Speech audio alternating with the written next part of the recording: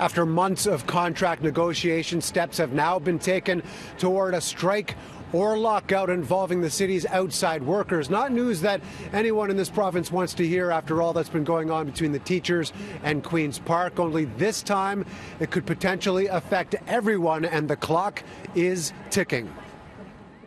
We are where we are because the city has driven this bus towards a stoppage. So says the union representing 5,000 of the city's outside workers on why there's now just 16 days before they may no longer be on the job. We want to stay at the table and bargain. It's the city that walked away from the table twice because if they feel they can't go any further. My bargaining committee has been given strict instructions to say we're going to sit here and we're going to bargain. That's how deals get done. Negotiations between the city and CUPE 416 reached a standstill in mid-December when the city requested conciliation before a no-board report was issued this month. In other words, they've reached an impasse. Once they're finished and they said, well, we can't settle this dispute here, the conciliation officer writes to the Minister of Labour and basically says that there's no point in appointing an arbitration board.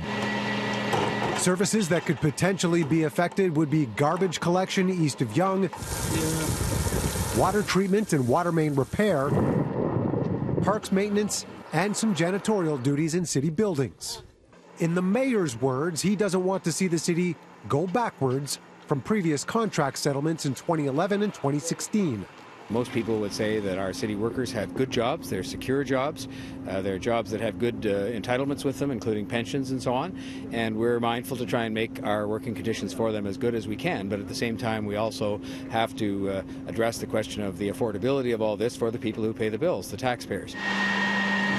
Job security is one of the issues on the table, knowing that garbage collection on the west side of Yonge Street was contracted out to the private sector years ago, with the idea that it could be revisited for the rest of Toronto.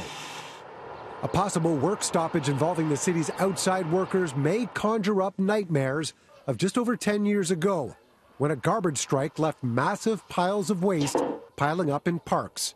A scenario no one wants to play out again. Are we going to have the same thing that happened in 2009? Well, listen, I can't change history. What happened in 2009, I can tell you this. We're in 2020. It's supposed to be the year of vision. My vision is to get a deal. So February 27th is that date when either there will be a strike or a lockout. That's either when the city workers take a walk or shown the door. We do know that contingency plans are in the works at City Hall right now, and they should be made available in the next few days.